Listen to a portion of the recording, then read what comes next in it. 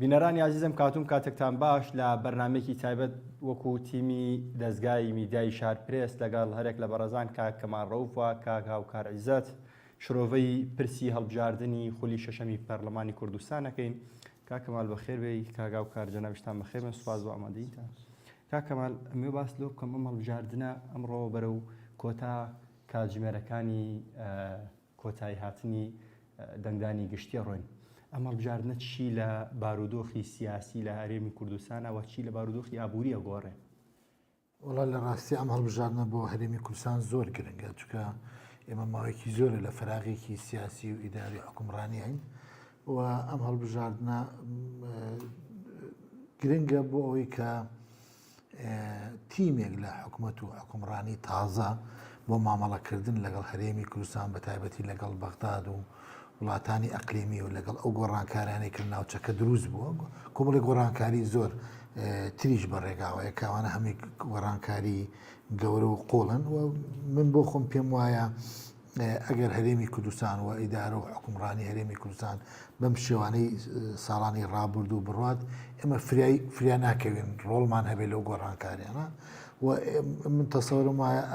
هەرێمی کوردستان هەر بۆ خۆی قاواری هەرێمی کوردستان ئەکەوێتە ژێر پرسیاری جدیەوە و ئەگەری هەیە کە ئەتوانم بڵێم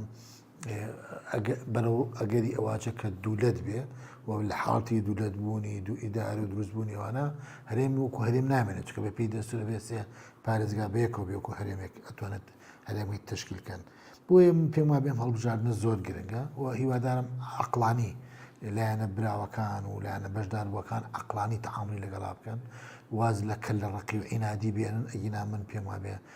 هەموو هەرێمی کوردستان و خۆشیان بە براوەکانیشانەوەیە زەرری گەورە. کاک هاوکار لە پێش بانگەشەی هەڵبژاردنەمان بینی حکوومەت چەند لایەنێک پێکیانێ نابوو، دواتر کە هاتە سەر خیتابی بانگەشەی هەڵبژاردن بە دیاریکراوێکی و پارتی جۆرێک لە جۆرەکان خۆیان وەکو معارەزە پیشانەیە. ئەمە پێتان وایە تا چەند کاریگەری لەسەر دەنگدانی گشتیە بێوە ئەو ناڕازی بوونەی حزبەکانی تر لەلایەک و پارتی دیموکراتی کوردستان لەلایەک تا چەند لە ئاست بەشداری هاوڵاتیانە؟ بەڵێ دەست خۆشکاگەیت وەک کاکەمەل باسی کرد ئاماژەی پێکرد هەڵبژاردنێکی گرنگ و چارەنووس سازە بەڕاستی هەڵبژاردنێکە کە ئەکرێت هەرێمی کوردستان بکاتە قۆناغێکی نوێەوە و بە قۆناغی ڕاگوزەری ناوبرین، چونکە پێشتر هەرێمی کوردستان خاوەن قەوارە و سیادە و سەروەریەکی گەورە بوو، بەڵام بینیمان لە چەند ساڵی ڕابردوو پاشەکشەیەکی زۆری کرد لە ڕووی سەروەری خاک، سەروەری ئاسمان، سەروەری دارایی، موچە، قووت، مادەکانی تابەت بە ناوچە دابڕێراوەکان هەموو ئەمانە گۆڕانکاری گەورەی جەوهری بەسەر هات و عێراقی نوێ ئەو عێراق نییە کە پێشتر پارتیوێکێتی تەعاملیان لەگەڵا کرد. نەوەی نوێی عێراق لەگەڵ نەوەی نوێی هێزە سیاسیەکانی هەرێمی کوردستان بە تایبەت و دیاریکراوی پارتی دیموکراتی کوردستان و یەکێتی نیشتیمانی کوردستان مامەڵەیان زۆر جیاوازترە. گۆڕانکاریەکان بە جۆرێکن کە بەڕاستی پێویستی بەوە کرد کە هەموو هێزەکان بە گروتینێکی زۆر باشەوە بچنە بانگەشەوە، بە گروتینێکەوە بچنە بانگەشەوە کە هەوڵ بدەن هەموو ئەندامان و هەواداران و دەنگدەرانیان بەرنە سەر سنوورخانی دەنگدان. ئەو ڕێژەیە کە لە هەڵبژاردنەکانی ڕابردووە ئەمان بینی بەتابەت لە کۆتا هەڵبژاردنە کە ڕێژەیەکی کەم بوو، کەمتر لە نیوەی خەڵک چوو بۆ سەر سنوورخانی دەنگدان، پێویستی بۆ بەڕاستی گروتینێکی زۆر باشتریان بدەنێ بۆی بچنە سەر سنوورەکانی دەنگدان. لەو پێناوەشە وەک تۆ باست کرد جۆرێک لە گوتاری دووبەشی هەبوو، ئەو هێزانەی کە لە دەسەڵاتا بوون لەگەڵ پارتی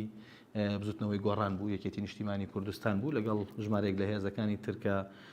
ئەگەرچی بە ڕێژەی کورسیان کەم بەڵام بەشدار بوون لە حکوومەتە. ئەگەر فۆکەسەکەمان لەسەر بزوتنەوەی گۆڕان و یەکێتی نیشتیمانی کوردستان بێت، یەکێتی نیشتیمانی کوردستان بوو ئەوەی تین و تاوێک گڕوتینێکی زیاتر بداتە ئەندام و هەوادارەکانی بانگەشەیەکی زۆر بۆ بەرمەج و تون و تۆڵی بەڕێوە برد، بانگەشەیە کە خۆی وەکو ئۆپۆزیسیۆنێکی سەرسەختی پارتی ناساند، پارتیش بەڵێ وەکو ئۆپۆزیسیۆن وەکو نارێکی سەرسەختی یەکێتی خۆی ناساند، بەڵام خۆی بە خاوەنی قەزیە حکومڕانی هەرێمی کوردستان ئەزانی و تا ئێستاژە باز لەوە کات کە حکوومەتی داهاتووش هەر لەژێر دەستی ئەوە ئابێت. بەڵام یەکێتی بەڕاستی بە بانگەشەکانی و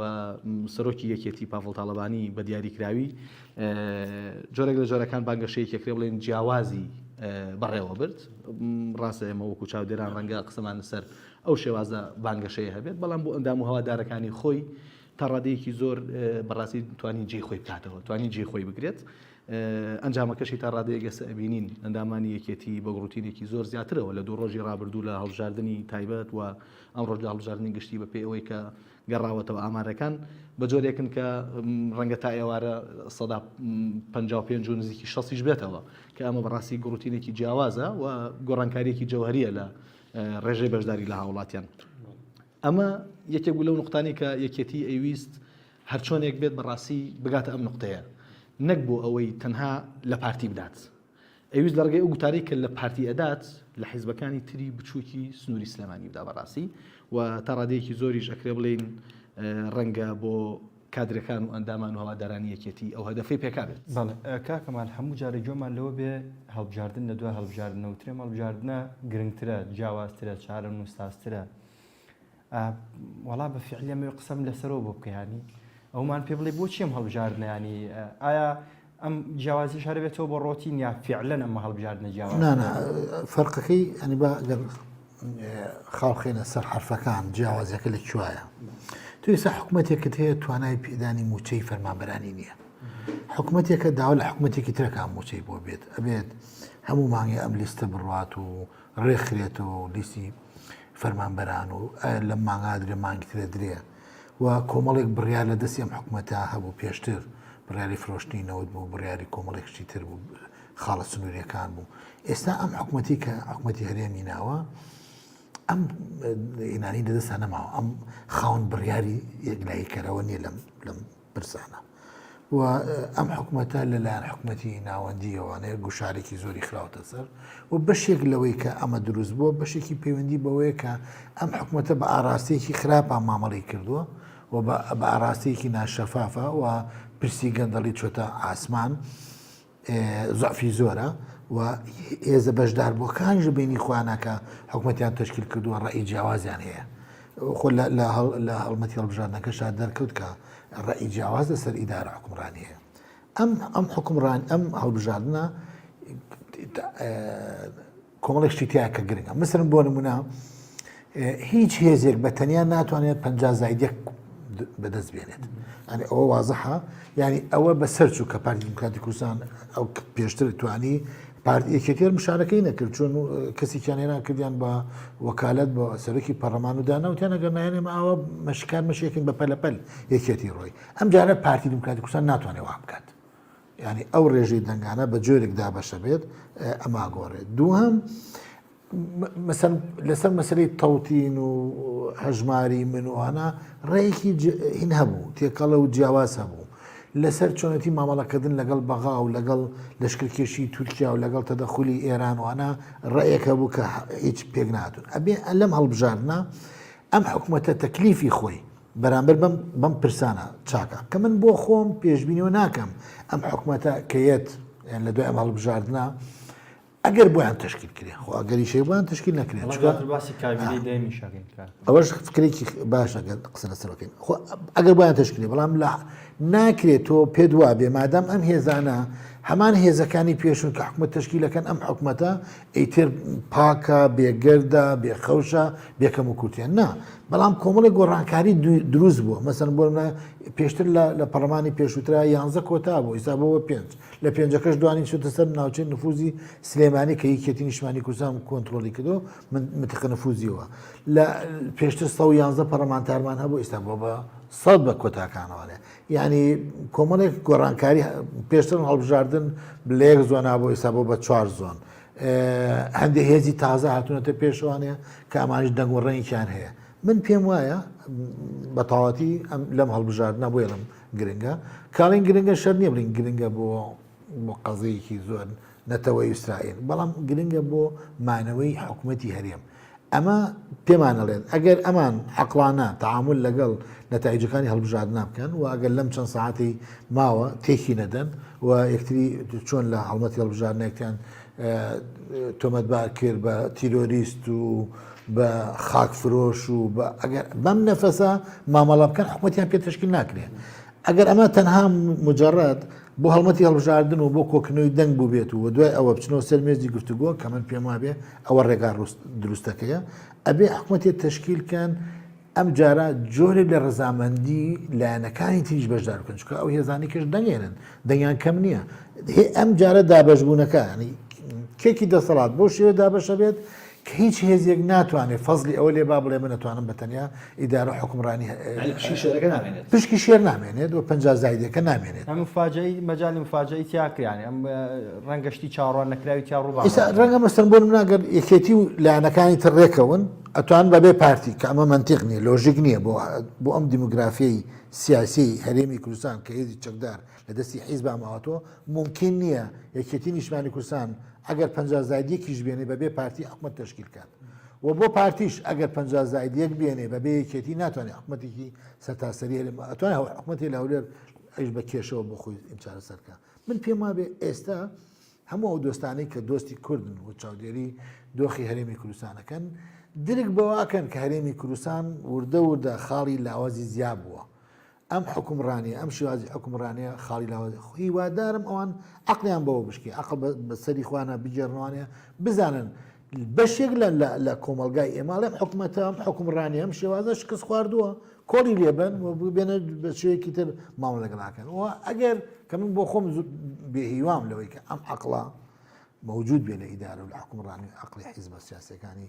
باڵا دەستا ئەگەر بتوان ئەوە بکەن پێما بێت ئێمە قۆناغێکە چینە پێش ئەگەر نتوان ئەوە بکەن وەکۆی خۆت وتت نتوان حکومەت تشکیلکەین ئێمە بەرودوو ئیداری کاگاوکار لەگەڵ کاکەمال خەریک بوو بچینە نێو پێکەنانی حکوومەتیشەوە دواتر لەگەڵ هەردووتان هەر قسە لەسەر بابەتەکەین زۆر جار بەدەر لە بەرنامەش لەگەڵ جەنابتان حەزەکەم باسێک لە پرسی بانگەشە بکەین ئەو خیتابانەی لە کاتی بانگەشەیە ئەدرا ئەمڕۆ لە یەکەم ڕۆژی دەنگدانی گشتیا جۆرەك لە ئیزدیواجێت بە لێدوانەکان و نەبوو کاگاوکار ئیزدیواجێت نا ئەوەی کە ناوی ئەلێن تای هەڵبژاردن تاکە هێواش بێتەوە حەبە موسەکینەکەیان خوارد و ئیتر ئۆتۆماتیکی تاکە هێواژ بێتەوە لەبەرەوەی ئەوەی کە کردیان بۆ ئەمڕۆ بوو ناکرێت ئەمڕۆژ هەمان شتی مانگی ڕابردوو دووبارە بکەنەوە ئەوەی کە سەرۆکی حیزبەکان گوتاری تونیان بەرامبەر یەکەدا و یەکتریان و کاکەمال باسی کرد بە تیرۆرز ئەناسان و مەیود ئەی ڕوخێن و ڕایەگرم و ستۆپیان پێکەم هەر یەکەوە بە زمانێک ئەمڕۆ هەمویان چوونە سەر سوڵەکانی دەنگدان دەنگی خۆیان داهاتنە دەرەوە چیان وت داوا لە هاوڵاتیان دەکەین نەخەون بێن دەنگ بدەن ینی ئەمە گوتارەکەیان بوو هانی خەڵکیاندا کە بێتە سەر سوڵەکانی دەنگدان تر دەنگ بەکێدا کێشە نیە لەبەروی مانگێ گوتیان دەنگ بەکێ بدەن ئیتر کۆتایی هات بۆ گوتارە سیاسیە ئێستا سەرۆکی حیزبەکان هەرچەند گوتاری تون بەرامبەر حیزبەکەی بەرامبەریان بەکاربێن و بڵێن خەڵکیان وەرناگرێ لەبەروی تا ئێستا بە قەراری داوێت لانی کەم تا ئەمڕۆ کەچێتە سەر سوڵەکانی دەنگدانی بە قەراری داوێت دەنگ بەکێ ئەدات و ئۆتۆماتیکی لە بەیانیەوە کە نەتیجەکان دەرەچن ئەبێ بیر لەو بکەنەوە ڕۆیایەکدا بنێن چۆن لەسەر مێزێک دانیشن ئاوی لەسەر مێزێک دانیشن لەبەرەوە ئیتر ئەو گوتار لە ساڵحیان نییە بەداخەوەم کە من هەر سەرەتای بانگەشە شتێکم وت ینی شتێکم لای خۆم بڵاو کردەوە بانگەشەی هەڵبژاردن ئەبێ بانگەشەیەکی ئەخلاقی بێت ناکرێت دەست بۆ هەموو شتێک بەریتایە بە ناوی ئەوەی کە بانگەشەیە بەڵام بەداخەوە لە کوردستان دەست بۆ هەموو شتێک برا بە ناوی ئەوەی کە بانگەشەیە ئێخۆ ئەبێ ئەمە ئیتر ڕاگیرە لە نقطەیەکا درێژەی پێ نەدرێت ئەو نقطەیەش هەڵبژاردنە ئەمڕۆ کۆتایی ئەو گوتارە بوو لەم شەوە گوتارێکی تر دەست پێ ئەکات کە یان ئینشاءڵڵا ناگەینەوە کە بەشێک لە هێزەکان ئەنجامەکان ڕەتکەنەوە ینی دۆخەکە بە جۆرێ بکە بەشێک لە هێزەکان ئەنجامەکە ڕەتکەنەوە کە ئەگەرێکی کراوەیە بەڕاستی یان ئەوەی کە هەمویان چۆن لە کێکەکە بەشی خۆیان وەرگرت بێ و بە بەشی خۆیان و بە مستحقاتی خۆیان بزانن بە کێکەکە ڕازی بن بە بەشێکێکی خۆیان ڕازی بن بیر لەوە بکەنەوە لە بەیانیەوە چۆن بۆ دروستکار ئەمان هەڵمەتی هەڵبژاردنەکە لە یەک نقطە چڕەبوانێ ئەیژەوە بوو کە هەریەکیان ئەوی کە بکات بە ئەلاگا بۆ پیاڵواسینی شکستەکان هیچ هەر کەسە خۆی لێ دەرکات مەسەرم بۆ نمونە ئەوڵێ ئەمە هۆکاری ئەم حکومڕانی ئێوە بوون کە ئێوەتان کردو قاچاقچێتیتان کردو پارەتان بردو ئەرستان تەوزێ کرد ئەو بۆوانە لە ئێوە کۆمپانیاتان دروست کرد و مناڵەکانتان هێناوەتە پێشەوە ئەمە ئەم زمانە کە بەداخەوە لەم هەڵمەتی هەڵبژاردنە بەغێری ئەو قۆناغی سەردەمی کاک شیروان کە پرۆژەی هەبوو ئەم قۆناغ زۆر بێ پرۆژەی ینی کوردستان لە غیابی پرۆژەی حکومڕانیە لە غیابی ڕەتفعلە باشەکانی خۆیان بەزەبەت یعنی هیچیشان بۆ هیچ پرۆژێکی وامان نبینی کە پێمان بڵێ حکومڕانی ئایندە بۆیە ئینسان گومانەکە بەڵام بەشێک لەمە بۆچی وایان کرد هەموو ئەم حیزبانە لە ئەوەشیان کە هێزی یەکەمە تا ئاخیران هەمیانەزان کە خەڵک دڵی شکاوە لە هەڵبژاردن دڵیشکاوە لەم حکومڕانیە هەستەکە ئەم هەڵبژاردنانە گۆڕانکاری ڕشەی بۆ دروست ناکەوەی کە بەخواستی ئەو نابێ بەشێک لەم هەڵمەتە بۆ ئاشکنەوەی خەڵکە بۆی کە بەشدار بن چکە ئەگنا ڕێژەی بەشداربوون لە دەوری 28 و 29 جارانی پێشوو ئەو پەڕێسی تێ ناپەڕی ئێستا کە خەبەرەکانمان باتوە ئێستا ڕێژەی بەشداربوون گەشتە 51 ئێستا چەند ساعتی کەشی ماوە پێم وا بێمە خەبەرێکی خۆشیان خەڵکێک زۆر بەشێک لەو ئاژبوونەوەی خەڵک پەیوەندی بەو دروشمانە و بۆ پەیامەوە هەبوو بە تایبەتی کە یەکێتی نیشتمانی کوردستان ئینی کردووە حماسێکی دروست کرد یەکێتی حماسێکی دروست کرد و ئەم حماسە وعدی کشیاوە ئێستا نازانین دوای ئەمە چۆن ئەو وعدانە باتە سەریا چۆن مامەڵی لەگەڵاکە بێت چاوەڕێوەکەین و جۆرێک لە ئاژبوونەوەیەک لەگەڵ هەڵبژاردنا دروست بووە. کاکەمال شتێکیش ئەو حماسە و لە قسەکانی پێشوم بیرم چوو باسی کەم یەکێتی و بەتایبەت پاڤڵ تاڵبانی شتێکی کرد بەڕاستی ئەبوو هەموو چۆن لە هەموو ڕمەکان ئاڕاستی پارتی بکرانایە ئۆتۆماتیکی لە بەرەوەی حکومڕانی یەکەمە مەجای نەهێشتە بۆی حیزبەکانی تر بە تایبەتی هێزە نوێیەکان ئەو ڕمانەی خۆیان یان بەردەکانی خۆیان بگرنە پارتی هات پێش هەمویان بەردی گرتە پارتی ئۆتۆماتیکی ئەمان ناتوانن دوای یەکێتی بکەون و هەمان نەمەد بکردنە بەر لەبەرەوە تا ڕادەیەک ئەکرێ بڵین ها کوردوتەین لە شەڕا بۆگزیەکەمی وەشان لە شەڕا بۆگزیەکەمی وەشان لەوا سەرکەوتوو بۆ کاگاوکارە گەر کاکەمە لە دوایە یەکێتی و پارتی دیسان و حکوومەت پێک بێنەوە هەمان تاس و حمامی پێشووتر ناکۆکو کوردەواری 30 ساڵ ئەزمونیان لەوە هەیە ئێمە نموزیزێکی جیاوازمان نبینیوە لیان تاکو ئینسان ئەنی دڵخۆش بێ بەڵام ئەبێ ضرورەتی قۆناغەکەوە ئەبێ شتێکی جیاواز پێشکەشکە ئەم بەم شکڵە کۆنە ناتوانێت درێژە بە تەمەنی خۆی بات ناتوانێت مەسەر ئەم حکوومەتێک بێت بۆ هەموو تەکەبور و هینەوانێ بەڵام موچەکەی لە بەغا بێ ناتوانێت حکوومەتێک بە هەموو تەکەبورە بەڵام مۆزەفێکی بەغا بێت دار و بەردیان بێنێتە دەروانێ بەڵام پەرلەمانی کوردستان ناتوانێت دیکۆمنتێکی لەسەر فرۆشتنی نەوت دەستکەوێت ناتوانێت دیکۆمنتێکی لەسەر دابشکردنی زەوی دەستکەوێت بەڵام مۆزەفێکی بەغا بێت هەشتێکی بێ لە وەزارەتی مالیە لە وەزارەتی ناوخۆپیان بێنێتە دەرەوە لەبەرەوە ئەم قۆناغێکی ترا ئەگەر ئەوان هیوادارم عنی ئەو درک بەوە بکەن ئەگەر ئەمە نەکەن و دیسان و پارتویەکێتی دەستێک کەڵکەنەوە بەو شێوەیە من تەسەوڕەکەم شەقامیان لێ وروژی لان ئۆپۆزیسیۆنەکان بۆ ینی جۆرەك هەست ناکە جۆرەك لە فۆبیان لا دروست بوو بێ کاکەمال کە نەوێرن بچنە نێو دەسەڵاتەوە بۆ نەگۆڕان بە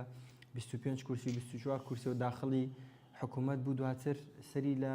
جۆرەك لە هیچەوە دەرچوو پێت وایە ئەم سیناریۆی بزوتنەوەی گۆڕان دروست ببێتەوە کاگاوکات پێت وایە ئۆپۆزیسیۆن بەشێک لە ترسی هێزەکانی ئۆپۆزیسیۆن کە ئێستا هەمویانی دیعایەوە ئەکەن کە دژی دەسەڵاتن و ئەکەن جۆرێک لە گوتارەکەیان زۆرتون دە بەرامبەر حکوومەت بەڕاستی ئەوەیە کە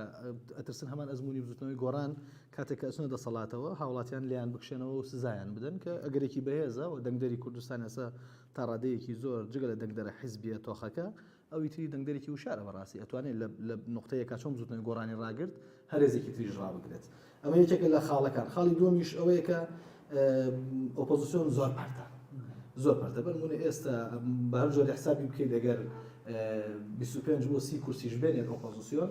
ناتوانێت لە چوارچێوەی فراکسیۆنێکی پەرلەمانیا کۆبێتەوە ناتوانێت لە چوارچێوەی هاوڵاتیەکە کۆبێتەوە نەتیجە 5 کورسیان بەم لاکەون 4 کورسیان بەو لاکەون سییانیان بە بێلایەن ئەمێننەوە حوتیان ناتوانن لەگەڵ کەس هەڵ بکەن پرۆژه ئۆپۆزیسیۆن ون ئەبێ لێرە دەنگی ئۆپۆزیسیۆن ون ئەبێ بە جۆرێکە ناتوانێت بێتە فشار بەسەر دەسەڵاتەوە ناتوانێت پرۆژە بۆ دەسەڵات دروست بکات کە دەسەڵات ئیحراج بکات بەڕاستی لە بەردەم هاوڵاتیانە لەبەرەوە هەردوو ئەگەرەکە هەیە لە بەردەمانە یەکیان ئەوەیە کە ڕێک ناکەون یەکیان بەڕاستی ئەوەیە کە ئەترسن ئەگەر ئۆپۆزیسیۆن ئەگەر بتوانێت 25 کورسی مسۆگەر بکات و بە یەک هاوپەیمانێتیەوە قسە لەگەڵ پارتی یەکێتی بکات ئەتوانێت بە قوتێکی زۆر بچێتە دەسەڵاتەوە بەناو یەک هاوپەیمانێتیەوە و بەشێک لە پرۆژەکانیشی جێ بکاتەوە دیارترین سیناریۆکان چییە بن کاکەمال زوو پێمان ئەڵێن ماوەی بەرنامەکە بەرەو کۆتایە چێگەر قسەی خۆت لە کۆتاییە تێڕوانینی خۆتمان بڵێ لەسەر سیناریۆی پێکێنانی حکوومەتەن دەکشتت نووسی وڵا حەزەکەم من پێم وایە ئەنی خەڵک لەم ئیدارە حکومڕانیە چاوەڕی زۆر گەورە نەکات ئەنی بۆی تووشی شۆک نەبێ ڕەنگە هەندێک گۆڕانکاری بێ بەڵام ئەو گۆڕانکاریانە نییە کە کۆمەلگای ئێمە و خەڵکی ئێمە چاوەڕێکە بۆ نمونە تا هێزی چەکدار لە دەست حیزبا بێت تۆ نابێت متمانە بەوەکەی دەستا دەستکردنی ئاشتیانی دەسەڵات لەم هەرێمە دروستە بێ هەتا هەرێمی کوردستان بە دوو زۆنی حیزبا و حیزبی چەگارە دابەش بوو بێت تاکو داهاتی ئەم لای لە لای ئەم لای بداهاتی و لەو بێت تو ناتوانیت توقعەکەی کە حکومڕانێکی ڕەشیدی نازانم سەرکەوتووی مەدەنی حکمڕانی دەکات بەڵام ئەوەی کە سینارەکانەوەیە کە ئێمە لە بەردەمی دوو ئەگەراین ئەگەریکانەوەیە کە هیوادارم ئەم ئەگەری دومیان نەبێت ئەگەریکانەوەی پێکەوە دانیشن بە عقلێکی تر بە منتیقێکی تر بیلۆکانێ بەرنمەیەک بۆ ئەم قۆناغا کە شایستی ئەم قۆناغا بێ دابنێن و حکمڕانەیەکی دروستکەنەوەانێ کە هیچ نەبێ بتوان لە بەردەمی ئەم گوشاری کەیسا لەسەر هەرێمی کوردستانەیە ڕاوەستن ئەگەری دوم ئەگەر نتوان حکومڕانی دروستکەن بە پێو زانیارانی کە لای منە ئەگەری دوو ئیدارەی هەیە و لە حاڵی دوو ئیدارەیە یا لە حاڵی ڕەتکردنەوەی نەتایجی انتخاباتە ئەگەری هەیە جارێکی تر موچە خۆران لە بەغا ببڕێت لەبەر احترام هیچ لایکیان ناکەن پارەکان تەسیم ناکەن و ئەگەری هەیە هانیشیان بن بۆی کە دوو ئیدارە بەجیا دروستکەن بۆی کە قوارەی هەرێم و پەرلەمانی هەرێمی کوردستان هەمووانە پوچەڵ لەگەری دووەمە ئەو خیارەتە پێشەوە کە باز دەکرێت ڕەنگە ئەمە کۆتا هەڵبژاردننی پەرلەمانی کوردستان بەڵێ یەکێکە لە خەتەرەکان چۆگەر هەڵبژاردننی پەرلەمانی هیچ شکل لەسانان خەڵکیش بڕا بۆ حکمڕانێ ناکاکە کاگاوکار بە کورتێگەر لەسەر قبولکردنی ئەنجامەکان شتێک هەیە بێڵێ و وەڵا من ئەوەی کە سەیرە ینی جیاواز لە هەڵبژاردنەکانی تر ئێستا لە دوێنێەوە لە پێرەوە کە ئەنجامی هەڵبژاردنە بەرایەکان ڕاگەنراوە وردە جیاواز لە هەموو جارێک پارتی ئەڵێ خەریکە ساختە کاریەکرێت و خەریکە دیزایانی هەڵبژاردن ئەکرێت پێچێت لە هەندێک شوێن پارتی ئەنجامی هەڵبژاردنەکە قبول نکات لەبەرەوەی ڕەنگە جیاواز لەوە بێت کە بۆ خۆی پلانی بۆ داناوە بیری لێ کردوێتەوە و ڕێژە دەنگەکانی حساب کردووە و لاهوری شەخجەنگیش سەرۆکی لیستی بەرەیگەل و سەرۆکی قوارەی بەرەیگەلیش دوێنێ باسی لەوە کرد کە ئەگەر سندوقیان دەنگدانیان بەدڵ نەبێت قسەی خۆیان نەبێت وە قسە کەشتا ڕادەیەک بە هەڕەشەوە کردی ئەگەر ئەوە هەیە ئەنجامەکان بە جۆرێک بێت کە ڕاستی قبول نەکرێت بەڵام بە هیوام وەگوتم هێندە کێکەکە بەشی هەموو یانی تیاابێ بەپی ئەستحقاقی خۆیان و چاوەڕوانی خۆیان کە نەگەینە ئەو نقطەیە ئەو نقطەی کە کاکەمال باس زۆر سپاس بۆ کاگاوکاری زۆر سپاس بۆ کاکەماڕۆ دینەرانی عزیز بەم جۆراتی نەکۆتیان بەرنامە تا بێگەشتنوێکی تر هەرشاد بن خواتان لەگەڵ